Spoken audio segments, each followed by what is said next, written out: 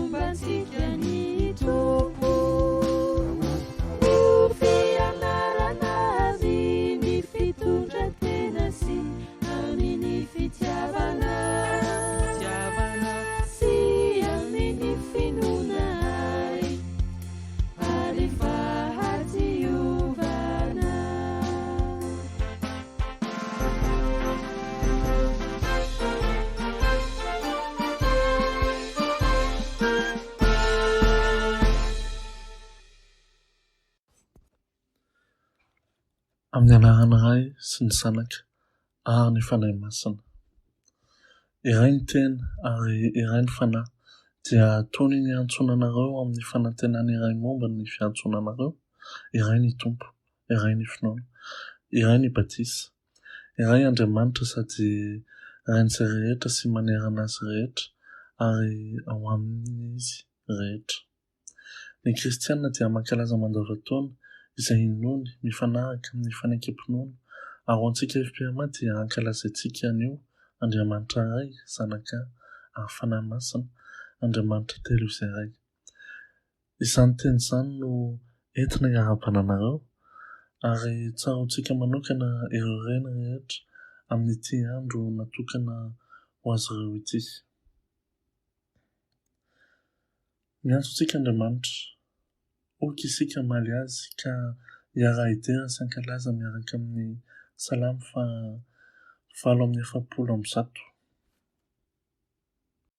Alleluia, midiraha Jehovah raha ny an-danitra, midiraha azy ny ambony, midiraha azy ny anjelony rehetra, midiraha azy ny miaramila rehetra, midiraha azy ny masoandra mambolana, midiraha azy ny kintana mazava rehetra, midiraha azy ny lanitra ary anareo rano ambony lanitra. Aoka hiderany anaran'i Jehovah ireo, fa izy no nandidy dia ary ireo. Nampitoetra ireo mandrakizay doria izy, no nendalana ireo ka tsy mba mihoatra. Midirahan Jehovah ety an-tany, ianareo dragona sy ianareo ralala rehetra, ny avy sy ny avantra, ny ora-panala sy ny zavona, ny rivotra mahery izay mankatoy ny teniny, ny tendrombohitsy sy ny avona rehetra, ny azy fihinam-boa sy ny sedera rehetra, ny bibidia sy ny biby fiompy rehetra, ny biby mandady na mikisaka ary ny voromanidina, ny mpanjaka amin'ny tany sy ny vahoaka rehetra, ny mpanapaka sy ny mpitsara rehetra amin'ny tany, na ny zatovolahy na ny zatovavy, na ny antra na ny tanora, samy miderana anaran'i Jehovah avokoa, fa ny anarany ihany no misandratra ambony tany sy ny lanitra ny voninahiny, ary manandratra tandroka ho an'ny olona izy, dia fidirana ho an'ny olona masina rehetra. Eny ho an'ny zanak'Israely, firenena akaiky azy. Alleluia, amen. Ho fanozantsika ny fidirana an'Andriamanitra, dia mbola irantsika ny hira voalahatra. Amen.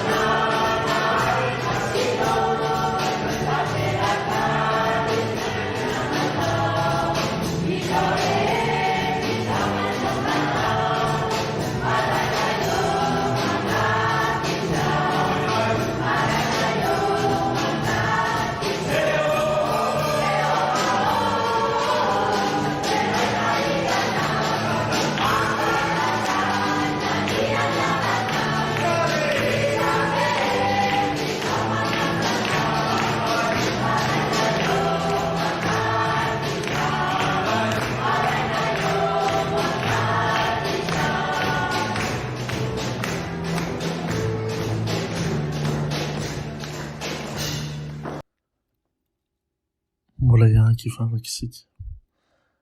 Andriamanitra mpahay anay, be fahasoavana ianao no mitahy anay, ary mbola asehonao manokana eto izany izao, koa amin'ny alalan'ny zanakao Jesosy Kristy izay mampihaona antsika, indreto izahay miombona mitambatra iray mihaona aminao. Andriamanitra anay mandrakizay, andro natokana anio hihaonantsika amin'ny alalan'ny fanahinao, koa ny fanahinay dia misaotra anao ary tsy manadino ny fitahinao.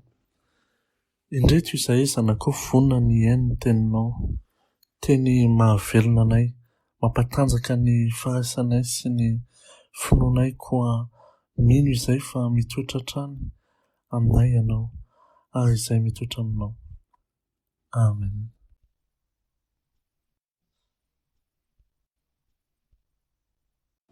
Ry havana malala, voalaza ny soratra masina fa tsy misy marina na dia iray aza, ary izay milaza hoe tsy manana ota dia hampandainga izy, ary ny marina tsy ao anatiny. Koa amin'izany dia aoka isika anatona ny Tompo, ary anetritainy eo anatrehany, ka hiaiky ny fahotantsika, ary aoka ny fotsika naraka izao vavaka izao. Mbola hiaraka hivavaka isika, mifona aminao izahay iray, no ny heloka vitanay teo anatrehanao sy mitapify ato anatinay. Tsy ny haino ary mini tsy nanaraka ny teninao izahay, noary anao izahay, nefa manangana Andriamanikafo ary indraindray manao ny tenanay ho Andriamanitra. Ny olona manodidina anay, ny fianakavianay, ny mpiara-mivavaka aminay, ny namanay izay nomenao hiara-dalana aminay dia tsy heverinay, ataonay ho ambany, omenay tsiny ary tsy tiavinay toa ny adidinao anay. Ny zavaboary izay nomenao anjakanay dia tsy tandremanay fa anamparanay ny herinay, hany ka tonga aminao ny feo fitarainan'izy ireo. Ray io, meloka aminao izahay, ary amin'ireo sakazanay, meloka amin'ny teny, amin'ny fihetsika, amin'ny asa, fantatray fa ratsy izany, ary tsy tokony hanao izany izahay. Mandiny tena izahay, miezaka izahay ny hiova fisainana, miezaka izahay bebaka saingy tsy vitanay izany.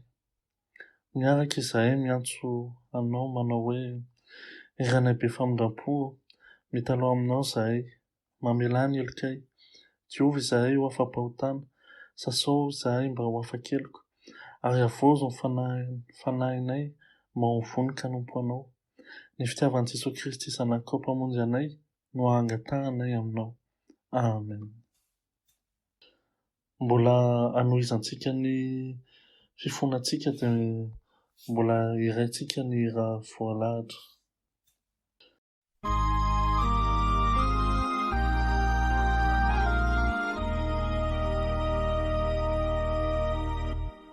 Amen.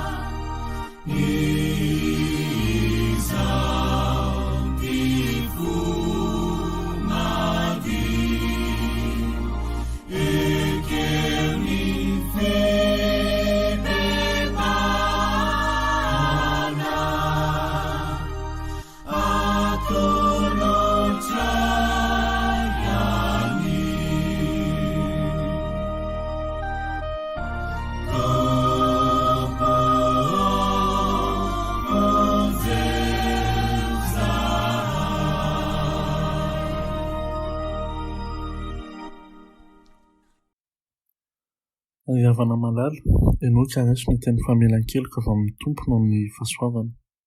Hoy ny tompo, ho dioviko ho afaka amin'ny heloka rehetra ianareo izay nanotanareo tamiko, ka avelako ny heloka rehetra izay nanotanareo sy niodina nanareo tamiko. Dia ho fafazako rano madio ianareo ka adio, sy mba ho afaka amin'ny fahalotonareo rehetra amin'ny sampinareo no hanadiovako anareo. Ary omeko fo vaovao ianareo, ary fanahy vaovao no ataoko ao anatinareo, ary esoriko aminareo ny fo vato ka omeko fonofo ianareo.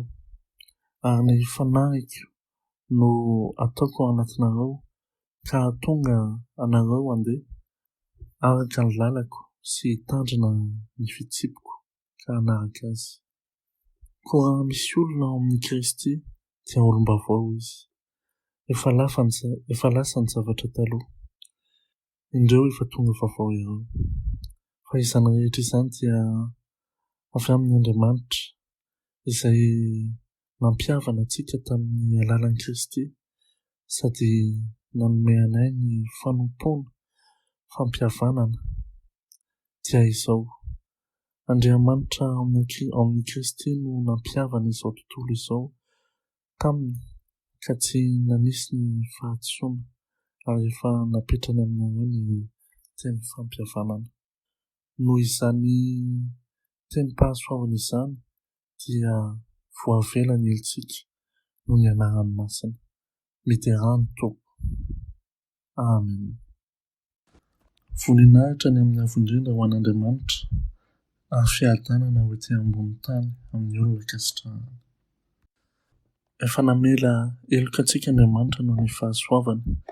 Ankehitriny izy dia izarany teniny amintsika. Noho izany, anantona azy amin'ny fifaliana isika indray ny teniny. Ho aminareo anie ny tompo, ao amin'ny fanahinao.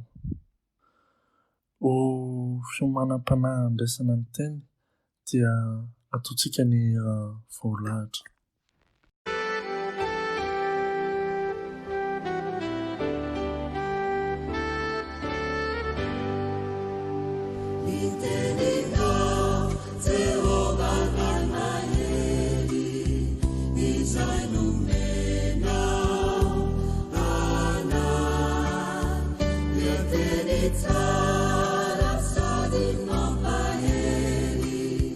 Kama pifali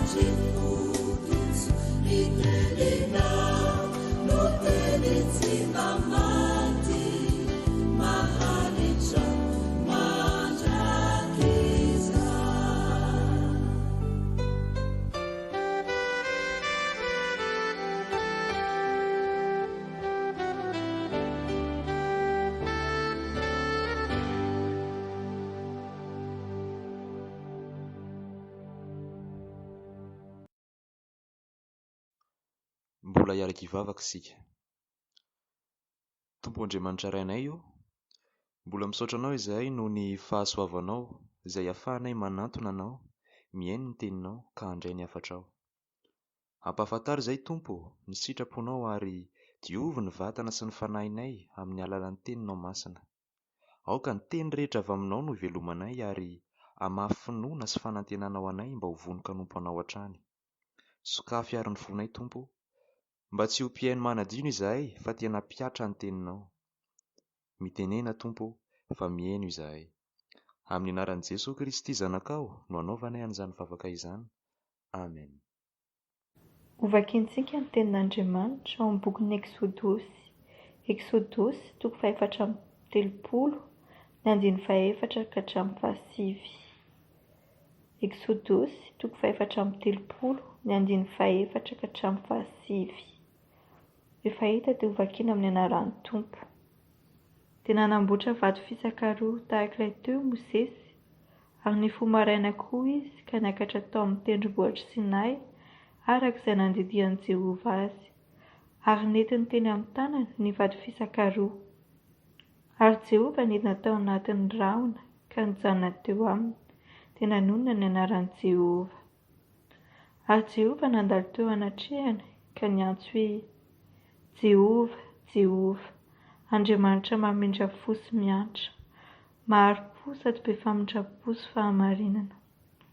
Mitahiry famindrapo ho an'olona arivo mandimby, mamela heloka sy fahadisoana ary fahotana, kanefa tsy mety manamarina ny meloka, fa mamaly ny heloky ny ray amin'ny zanaka sy ny zafy hatramin'ny zafiafy sy ny zafy toalika.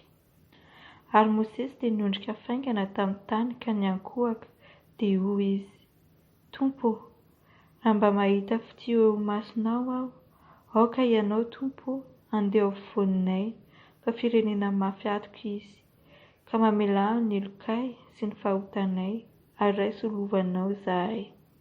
Amen. Ho tohitantsika ny vakiteny, izany dia ho hitantsika ao amin'ny Kortiana faharoa, 17:12, andiny 11 ka hatramin'ny 13. Kortiana faharoa, 17:12, andiny 11 ka hatramin'ny 13. Amin'ny anaran'ny Tompo.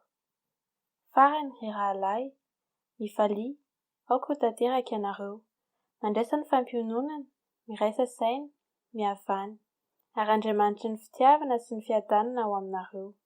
Mifanaova veloma amin'ny fanorohana masina, ny olona masina rehetra manao veloma anareo. Amen. Ho fandraisantsika ny filazantsara dia ho ataontsika ny hira.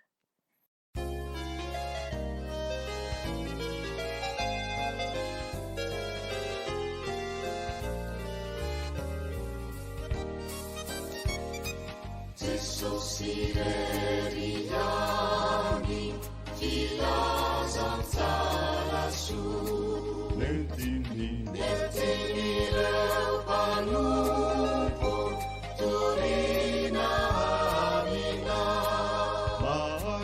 maizina kokoa, izao rehetr'izao, nefaeny mazava, naposaka amina.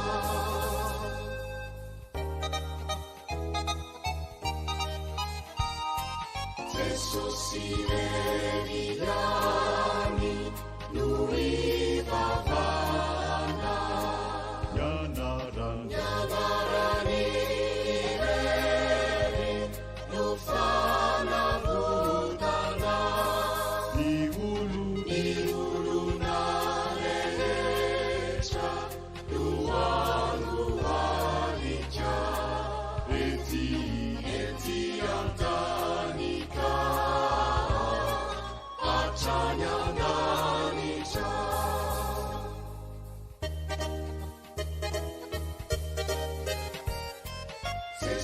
Siti miova umalisiani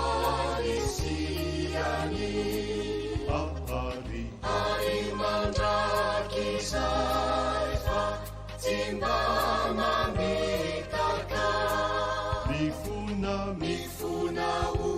uatsika Ewaakavanandra Jesosi reliani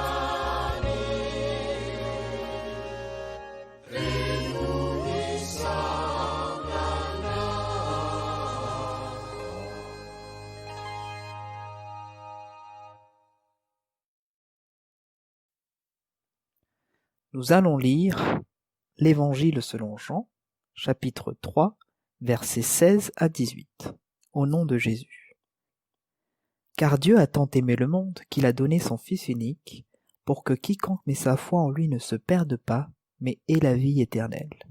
Dieu, en effet, n'a pas envoyé son Fils dans le monde pour juger le monde, mais pour que par lui le monde soit sauvé. Celui qui met sa foi en lui n'est pas jugé, mais celui qui ne croit pas est déjà jugé, parce qu'il n'a pas mis sa foi dans le nom du Fils unique de Dieu. Amen. Nous remercions le Seigneur pour l'Évangile. Nous allons proclamer ensemble notre confession de foi. Je crois en Dieu le Père Tout-Puissant, Créateur du ciel et de la terre. Je crois en Jésus-Christ, son Fils unique, notre Seigneur, qui a été conçu du Saint-Esprit et qui est né de la Vierge Marie. Il a souffert sous Ponce Pilate, il a été crucifié, il est mort, il a été enseveli, il est descendu aux enfers. Le 3e jour, il est ressuscité des morts, il est monté au ciel. Il siège à la droite de Dieu, le Père Tout-Puissant. De là, il reviendra pour juger les vivants et les morts. Je crois au Saint-Esprit, je crois à la Sainte Église universelle, la communion des saints, la rémission des péchés, la résurrection de la chair et la vie éternelle. Amen.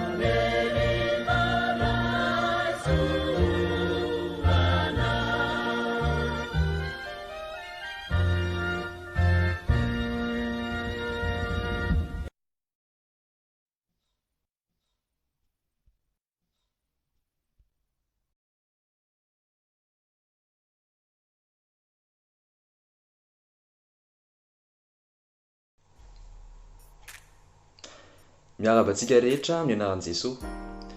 Ny 26 mai 2019 no nanokanana ny sampana tanora kristianina eto amin'ny Tafitoa. Natao izany sampana izany mba ahafahan'ireo tanora rehetra na eto an-toerana na izay mandalo fotsiny ihany miombona amin'ny fiderana an'Andriamanitra. Noho ny fitahin'Andriamanitra dia heritaona izao ny sampana ary mbola mamerina ny fisaorana ho an'ny fiangonana, ny mpitandrina sy ireo ray aman-dreny rehetra ny trotro-bavaka. Manao jeritodika ary nandritra izay taona izay dia voalohany indrindra akafaliana ho anay no nandraisana anjara tamin'ny rencontre nationale ny STK sy ny assemblée générale ny sampana izay nivorin'ny mpikambany birao rehetra manerana ny France tamin'ny jolay lasa teo. nandray ihany koa izay teto atoro ny solotenan'ny bureau national nafahana ny fampidinika izay azo tsara eny eto amin'ny sampana ary indrindrandrindra ny fampizara ny tenin'Andriamanitra. Faharoa manaraka an'izany toy ny sampana rehetra dia misy ny activité culturelle izay voarafitra tao anatin'ny programme anay nandritra n'ity taona ity, toy ny nanao vizitin'ny toerana manan-tantara eto atoro, manao pique-nique ary tamin'ny farany teo ohatra nanao sortie tany amin'ny château de Villandry. Ary farany ary ny tena antom-pisian'ny sampana tanora kristiana dia ny filerana an'Andriamanitra sy ny fizarana ary ny fianarana ny tenin'Andriamanitra, ka dia manan-tanteraka izay étude biblique iarahana amin'ny mpitandrina. Misy ihany koa ny cellule de partage et de prière izay ataonay isaky ny alakamisy isan-kerinandro ahafahana mitrotro-bavaka ny asa, ny fianarana, ny fiangonana, ny firenena sy ny sisa sy ny sisa. Ary indrindrandrindra amin'ny mahasampana velona ny STK dia raisinay toy ny adidy ny fandraisana ndraikitra eo amin'ny fiainam-piangonana.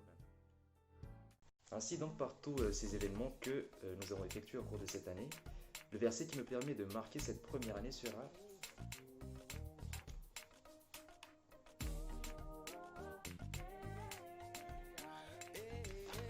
allons découvrir celui des autres. Everything is turning around for me.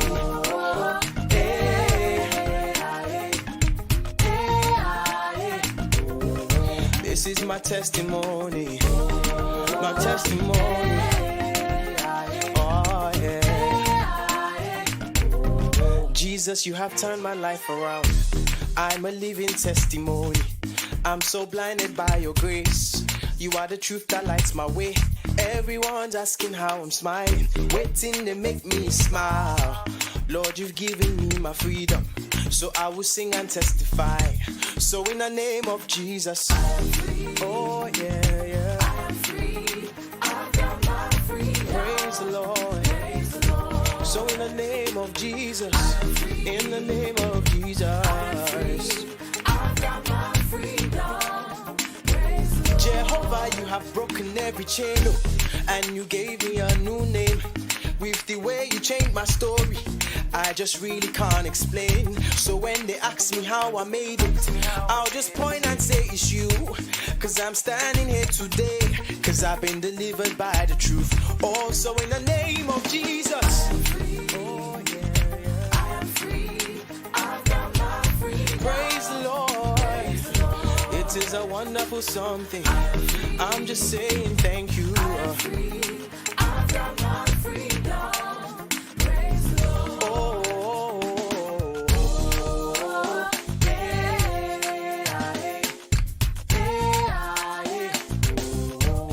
We are free, so we say.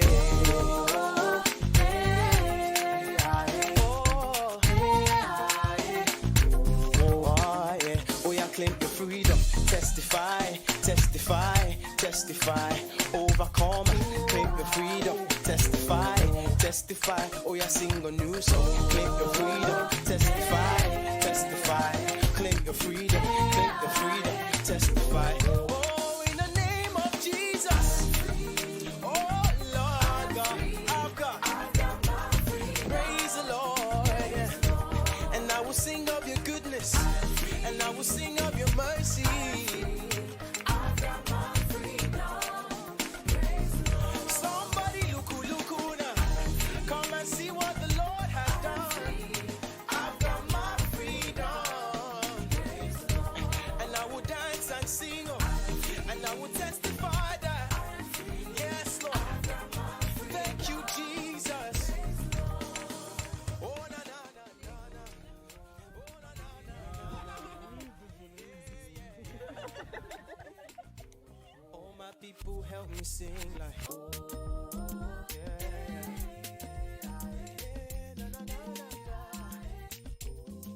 This is my testimony. Oh, it's my testimony. Yeah. I've got my freedom.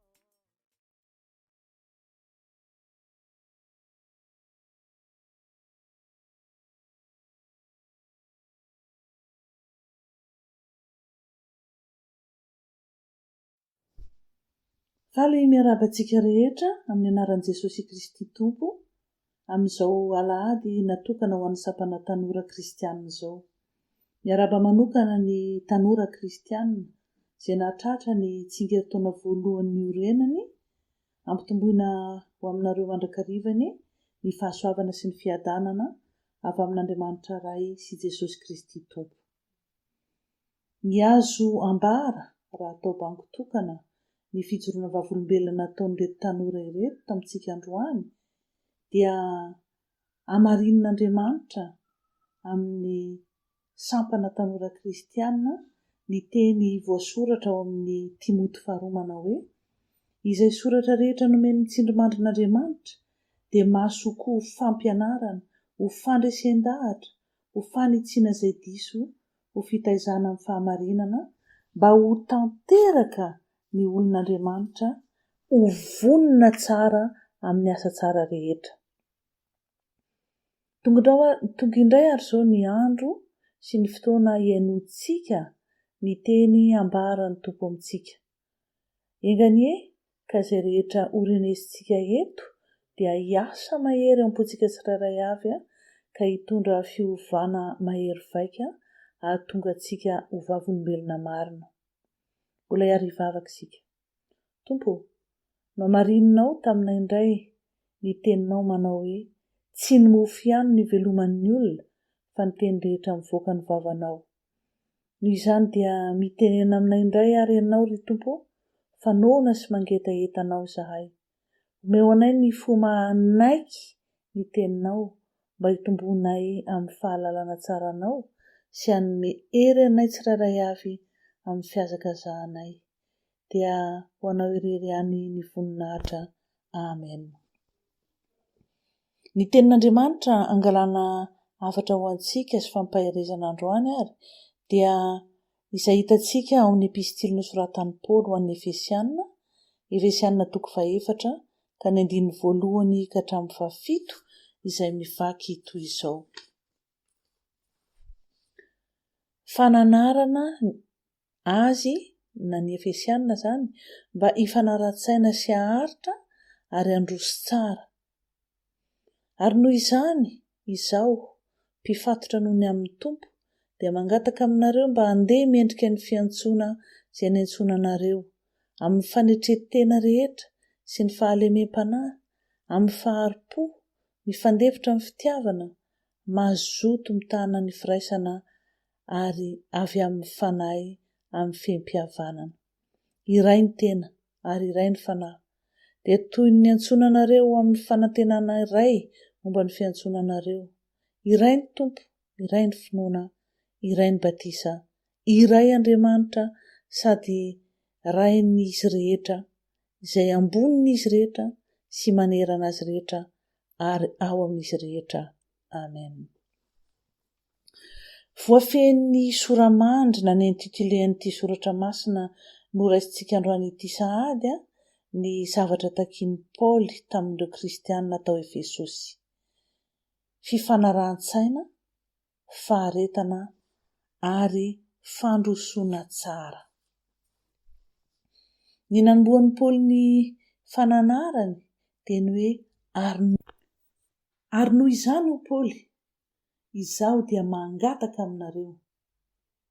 Milaza zany fa mifampitohy akaiky amin'ny voalazany teo aloha ny zavatra holazainy na ny hafatra hoentin'i Paoly. No inona ary? Hitantsika ao amin'ny toko 3 voalohany amin'ny epistily an'ny Efesianina io ny valin'izany. Voalohany, noho ianareo voafidy tao amin'ny Kristy, fony mbola tsy ary ny fanorenana izao tontolo izao mba ho masina tsy misy tsiny eo anatrehan'Andriamanitra. Faharoa, noho ianareo navotan'Andriamanitra tamin'ny ran'i Jesosy Kristy ary noho ny namelan'ny helokareo sy ny fahadisoanareo araka ny haren'ny fahasoavany. Fahatelo, noho ianareo nataon'Andriamanitra ho lovany eo amin'ny Kristy. Fahaefatra, noho ianareo efa novelominy fony mbola maty ny fahadisoanareo sy ny fahotanareo. Raha izany ary hoy Paoly, noho izany statut anareo izany dia mangataka aminareo aho mba handeha mendrika ny fiantsoana izay niantsoana anareo. Dikany hoe mandeha dia hoe mba hitondra tena, mba hiaina isan'andro isan'andro ampahamendrehana. Hanetry tena, halemy fanahy, aharo-po, andefitra sy hifandefitra amin'ny fitiavana. Hanao izay tratry ny herinareo rehetra mba hitana ny firaisan'ny kina sy ny fihavanana. C'est un vaste programme. Inona marina ny dikany hoe fanetretena? Izay manko ny voalazan'ny Paoly voalohany amin'ny mpanetretena. Ny teny hoe fanetretena na hoe humilité dia avy amin'ny teny latina hoe humus na hoe tany. Ny olona manana humilité dia manao ny tenany tsy ho zavatra na hoe tsy manao ny tenany ho zavatra. Ary ao am-pony sy ao amin'ny eritreriny ireo manontolo dia miokipe toerana ambany. Izany hoe mifanditra indrindra amin'ny mifanipaka amin'ny olona mireare. Ary voalaza ny mpandini-tsoratra masina aza fa ny teny hoe fanetretena na humilité dia tsy nisy tamin'ny teny grika na tamin'ny teny latina tamin'ny andron'i Jesosy, fa toa hoe Paoly no namorona izany teny izany, nilazany ny toetra nananan'i Jesosy izay tsy azo nolazaina tamin'ny teny hafa, ka dia namorona io fitenenana vaovao io Paoly. Na dia manana ny endrik'Andriamanitra raha hoy Paoly ny tompo, dia tsy nanao ny zavatra ny fitoviany tamin'Andriamanitra, fa nanafoana ny tenany tamin'akany endriky ny mpanompo. Izany no atao hoe fanetretena, maka ny endriky ny mpanompo. Ary izany no takian'ny tompo amintsika olom-bofidiny, manompo, mifanompo amin'ny fahalemem-panahy. Tsy ny olona mamerimberina matetika hoe ampanetretena lehibe no andraisako fitenenana, ampanetretena lehibe no anaovan'ny mpanomponareo an'izao sy izao.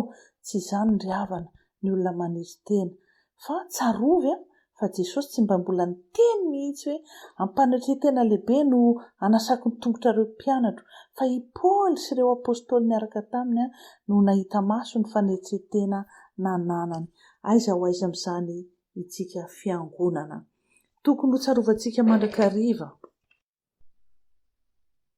fa iray isika dia momba ny tena iray, ary izany no tena maha-important indrindra ny fanetretena izay ankinan'ny fiainam-piangonana manontolo.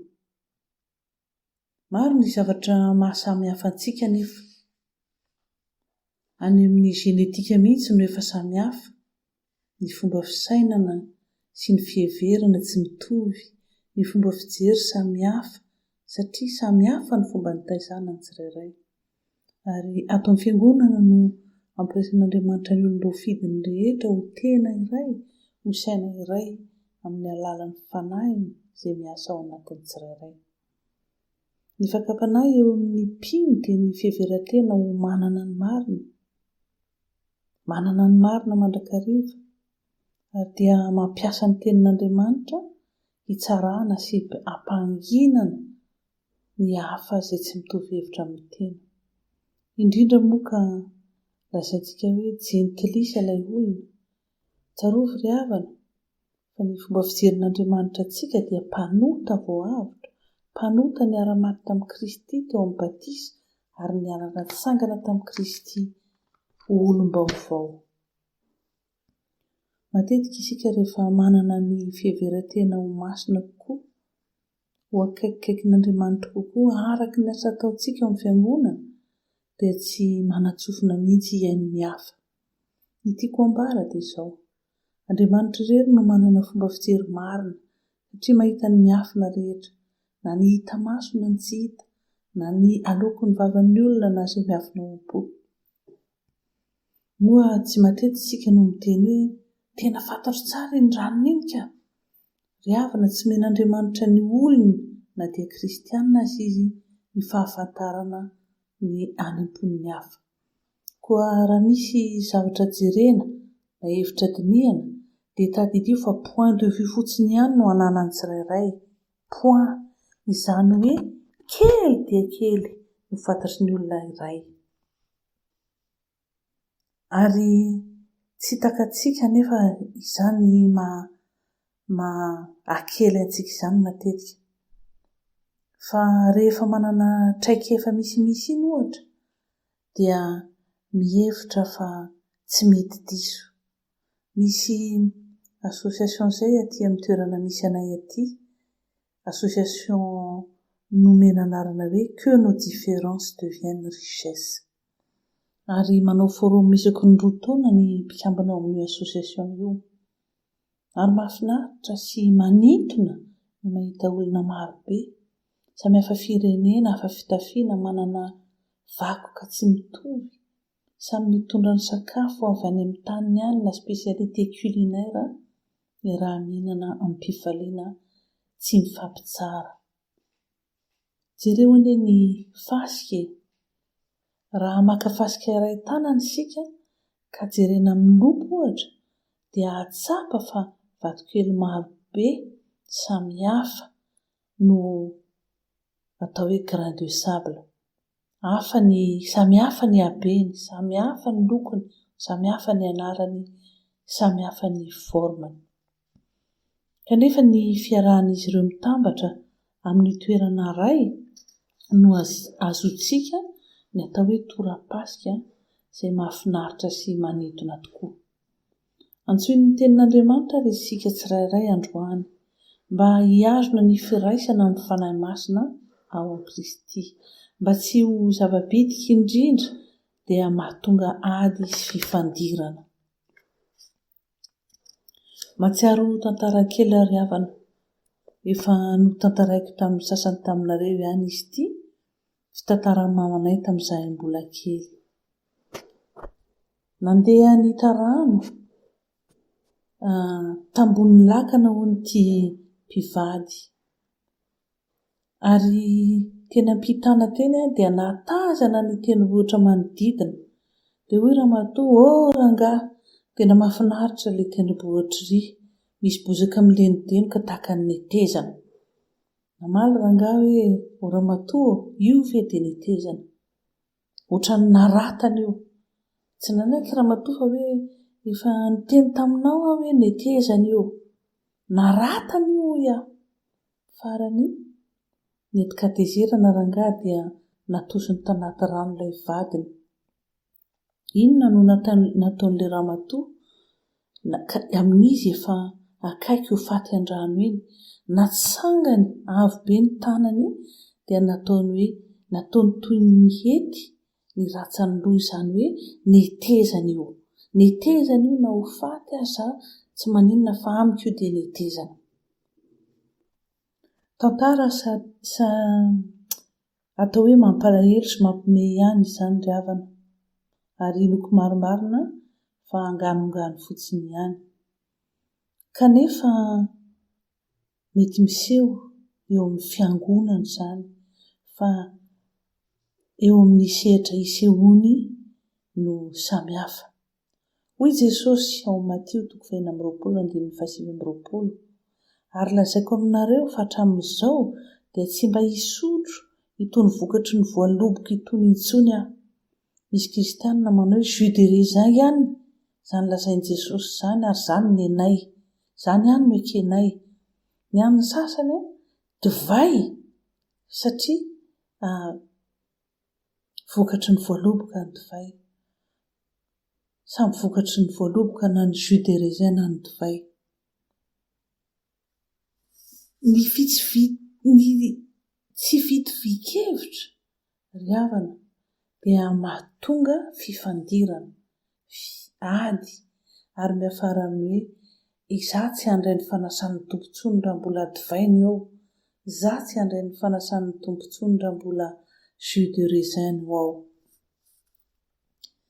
Izany tsy fitivikevitra izany rehefa roitina lava dia mahatonga faharavana sy fahafatesana eo amin'ny fiangonana. Mila manetry tena ny kristianina. Ny ady hevitra tsy misy fanetretena dia lasa fifandrafiana, mahatonga lonilony ary lasa fifanoherana mandrakariva ary miafara ny fisitahana amin'ny fiangonana mihitsy aza. Misy olona manao hoe izaho kristianina fa tsy mankany am-piangonana any afa-piatsara velatsiry eo.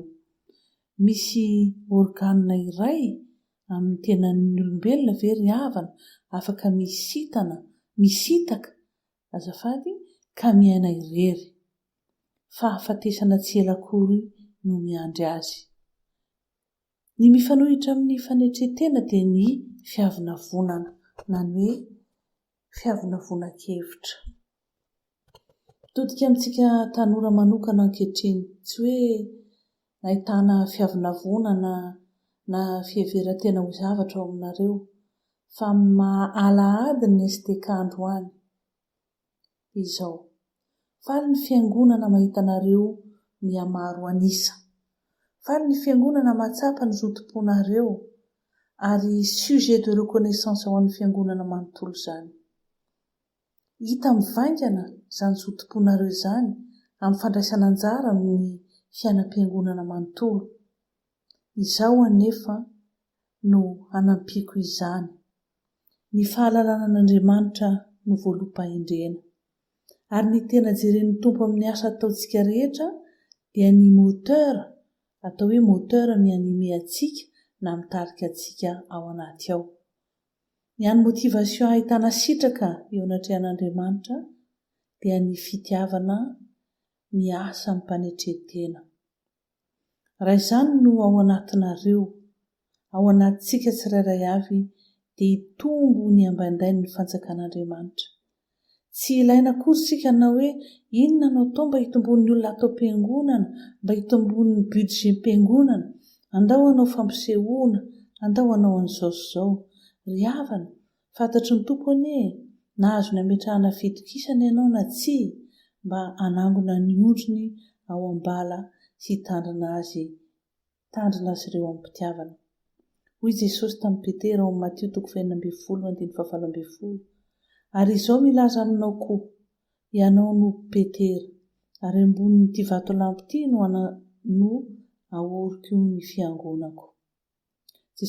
Jesosy tompo irery ihany ry havana no manorina ny fiangonany, fa isika kosa dia ho vato velona azo nitokiana hiara-iasa aminy sy indrindra hanome ny voninahitra ho azy irery ihany. Amen. Raiso ny fitahiana avy amin'ny tompontsika. Ho aminareo rehetra ny ry havana, ny fahasoavan'i Jesosy Kristy Tompo, ny fitiavan'Andriamanitra Ray ary ny firaisana amin'ny fananasina. Amen. J'aimerais juste appuyer sur quelques points essentiels du message afin que tout le monde, petits et grands, en soit bénis. Donc le message de ce dimanche a été basé sur un texte de l'Épître aux Éphésiens, au 4e chapitre, versets 1 à 7, que je voudrais vous relire rapidement. Le plan de Dieu pour une vie de fidélité dans l'Église. Je vous exhorte donc, moi le prisonnier dans le Seigneur, à marcher d'une manière digne de la vocation qui vous a été adressée, en toute humilité et douceur, avec patience, vous supportant les uns les autres avec amour, vous efforçant de conserver l'unité de l'esprit par le lien de la paix. Il y a un seul corps et un seul esprit, comme aussi vous avez été appelés à une seule espérance par votre vocation. Il y a un seul Seigneur, une seule foi, un seul baptême, un seul Dieu et Père de tous, qui est au-dessus de tous et parmi tous et en tous. C'est le programme de toute une vie énoncé en quelques versets seulement. Paul appelle les chrétiens à marcher d'une manière digne. Et il dit, je vous exhorte donc. Ce qui veut dire, puisque vous êtes chrétiens, puisque vous avez été sauvés par grâce, puisque vous avez été élus bien avant la fondation du monde, puisque vous êtes héritier du Christ, co-héritier du Christ, alors comportez-vous d'une manière digne de votre statut. Vous ne pouvez pas vous comporter n'importe comment, comme le monde, parce que le monde marche d'une manière indigne devant Dieu. Paul dit digne de la vocation, c'est-à-dire en conformité avec votre appel, en conformité, en adéquation avec votre statut, avec ce que vous êtes. Vous êtes le corps du Christ. Christ en est la tête. Alors, pour accomplir votre vocation, pour rendre gloire à Dieu, voici ce que vous devez être. Vous devez être humble, patient, doux, vous supportant les uns les autres, unis en faisant la paix entre vous, vous aimant les uns les autres. C'est comme cela seulement que vous allez rendre gloire à Dieu. Marcher d'une manière digne, ça veut dire vivre au quotidien, pas le dimanche seulement, d'une manière digne de la vocation, de notre appel. Qu'en est-il de la réalité? Parce que ça, c'est l'idéal. Ce que Paul dit, c'est l'idéal. Mais la réalité de l'Église est tout autre. Comment évoluer de la réalité vers l'idéal? Il faut être optimiste. Parce que l'Esprit de Dieu nous a été donné justement pour cela. La grande tentation des chrétiens, c'est le contraire de l'humilité. C'est l'orgueil. Quand nous avons quelques expériences, quand nous savons un peu plus que les autres, nous sommes convaincus que nous avons toujours raison. Et ce n'est pas vrai. Parfois, les discussions dans les réunions d'église dégénèrent en disputes.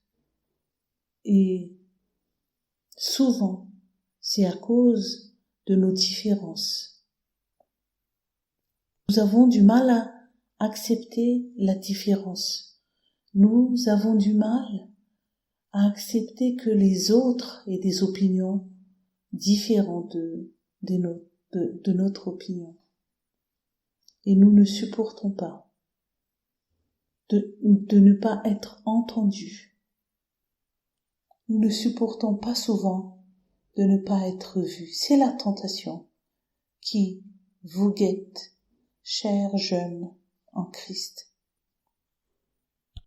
Alors j'aimerais m'adresser à vous, mes chers jeunes, au nom de l'Église de Tours.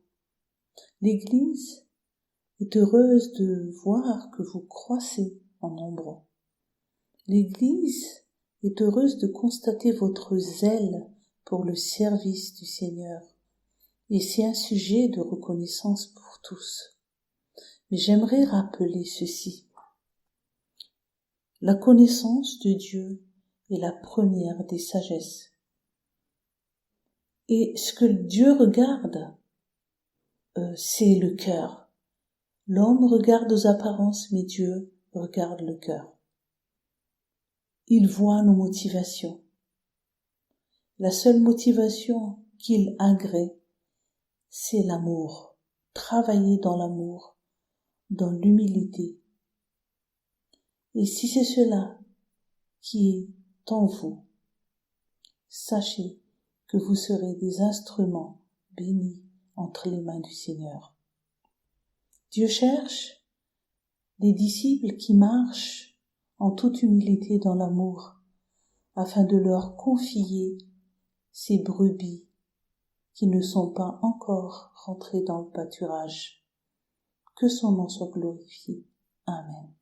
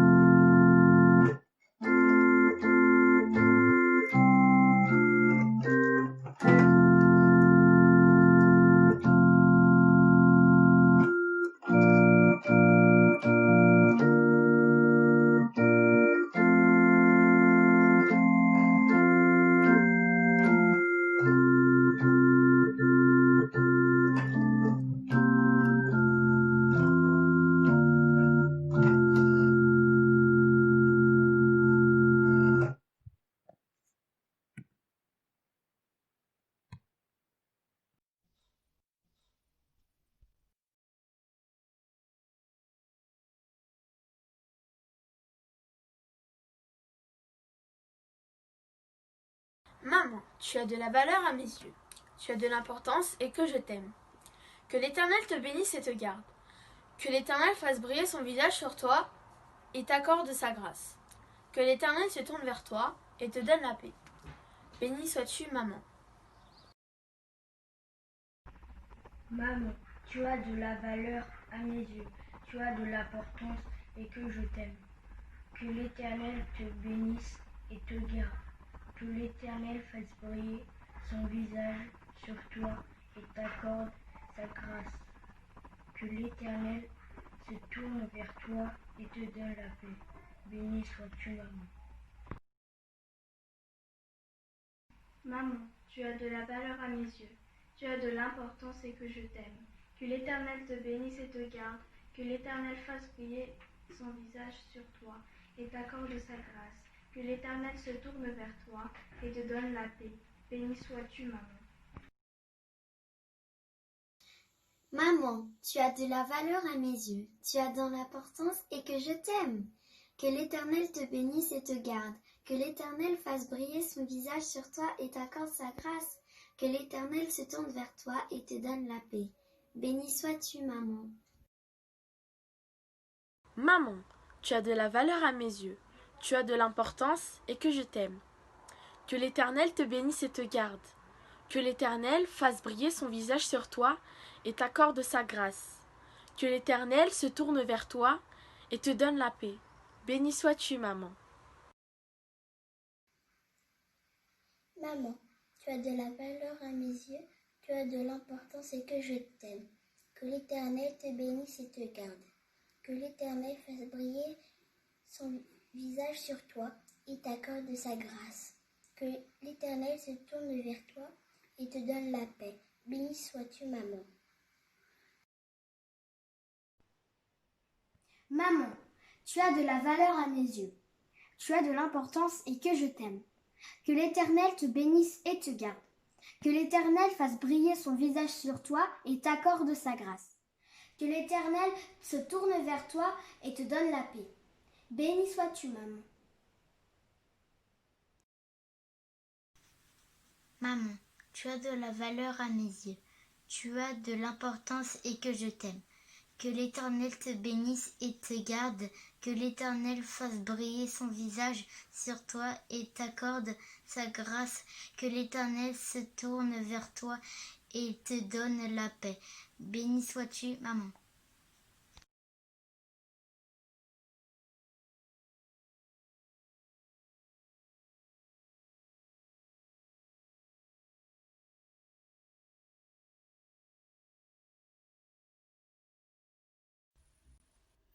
Mbola iaraka ivavakintsika.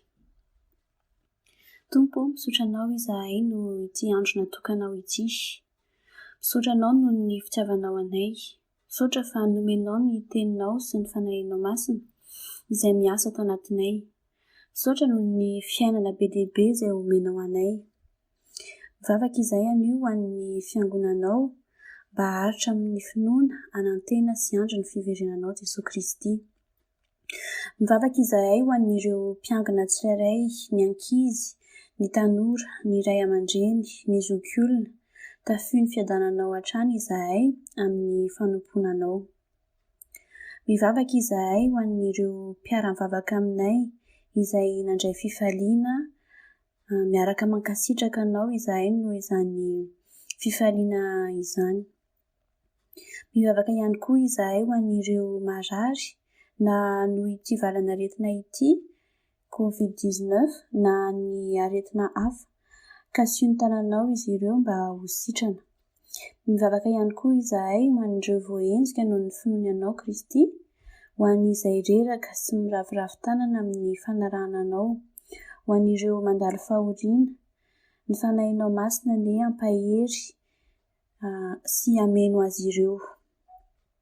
Mivavaka izahay ho an'ny mpitondra maneran-tany, ny eto Frantsa sy ny any Madagasikara, sy ho an'izay olona nomenao fahefana, ingane izy ireo atahotra anao, anaiky ny tolotsainao ary hitondra amin'ny fahendrena avy aminao, ary ny olona izay entina mba hanana fo anaiky azy ireo.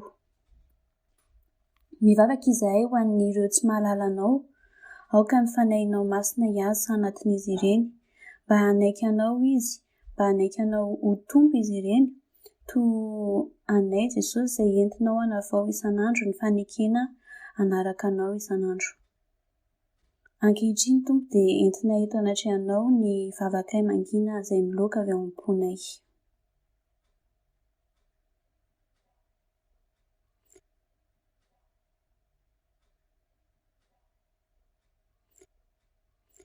Ary ho farananay izany vavakay izany amin'ilay nampianarinao manao hoe: Rainay izay any an-danitra, ho amasinana ny anaranao, ho tonga ny ny fanjakanao, atao any ny sitraponao ety an-tany tahaka ny any an-danitra. Omeo anay anio izay hanina sahaza ho anay, ary mamelany elikay tahaka ny namelanay izay meloka taminay. Ary aza mitondra anay ho amin'ny fakapanahy, fa manafanay amin'ny ratsy. Anao ny fanjakana sy ny hery ary ny voninahitra mandrakizay. Amen.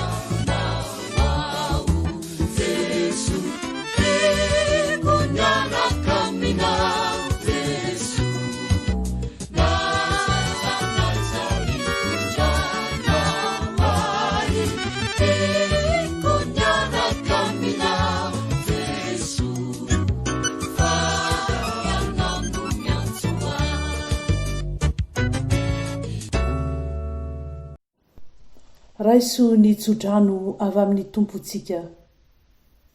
Hitay anareo ane ny tompo ka hiaro anareo. Ampamirapiratra ny tavany aminareo ane ny tompo ka mindra fo aminareo. Anandratra ny tavany aminareo ane ny tompo ka hanome anareo fiadanana. Amen. Voninahitra ho an'Andriamanitra ray zanaka ary fanahy masina izay hatramin'ny taloha indrindra ka ho mandrakizay. Amen. Mandehana amin'ny fiadanana ka manompo ny tompo. Amen.